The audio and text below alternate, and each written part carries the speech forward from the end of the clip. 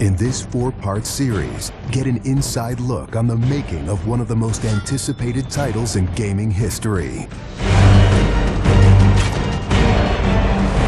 This is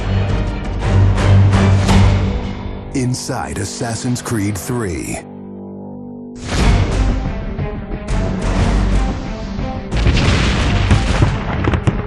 Something we really wanted to emphasize was the sheer brutality of combat in the period. We've all seen the paintings of the Revolution, and death is glorified, death is angelic, but it wasn't that way on the battlefield. It was a brutal conflict.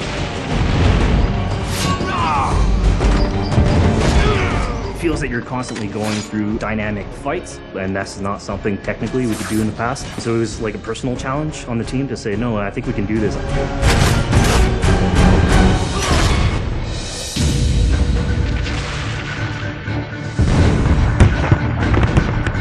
These armies are filled with different types of weapons. So, you have everything from muskets, you have grenadiers, you have guys with boarding axes. Being shot by a musket would be an awfully painful way to go. The caliber size of the ball was at least 3 or 4 times as large as anything that any modern military is using today. After the muskets were discharged, they would charge with their bayonets. What basically is a giant spear, and he has every intention of running that through you. They would shoot and then they would march, and that hand-to-hand combat was really brutal. And whether it's people using a bayonet affixed on the end of a musket, a small hatchet, this is a kind of killing that is very mano a mano.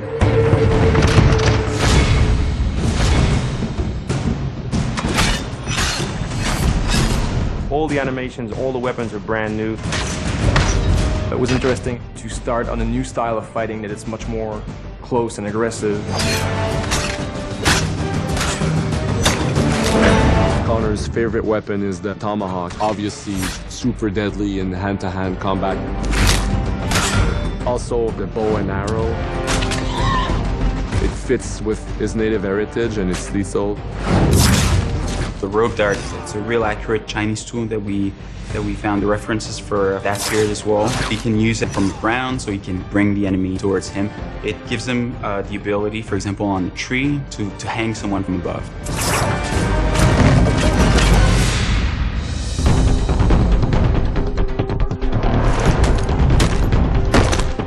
In Assassin's Creed 3, the one thing that we decided to do is to revamp the fight system from scratch.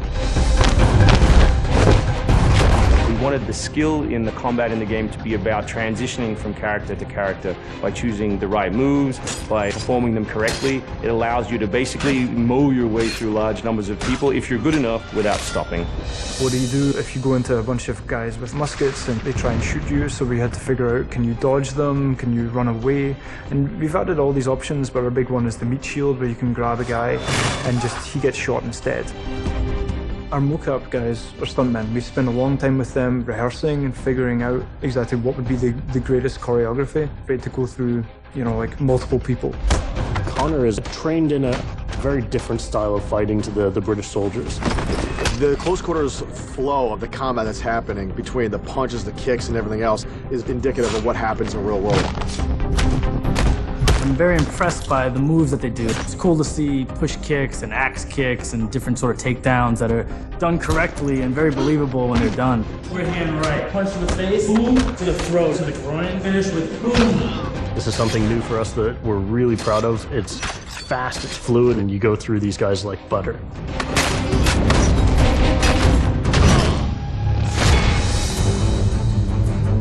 Connor is essentially the first guerrilla fighter. He's someone whose goal is always to move behind enemy lines, to pick off his target, and to escape.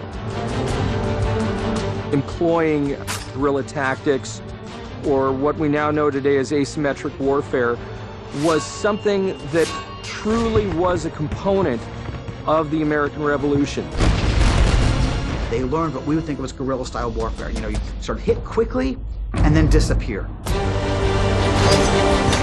American tactics were really frowned upon by the British because the Americans did adapt the tactics that were used by the Native Americans from the French and Indian War. The first big battle, Lexington and Concord, takes place on a New England town green. And as the soldiers march back to Boston, they are marching along a dirt road lined by stone. You know, it's not the most effective strategy wearing your bright red coat and march through the woods while some farmer's trying to shoot at you.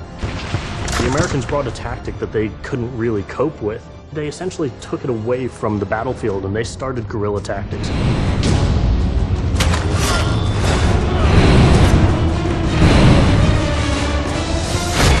Next time on Inside Assassin's Creed 3, the hero behind the war. Connor is the hero of the American Revolution. He's a bit more like Dirty Harry.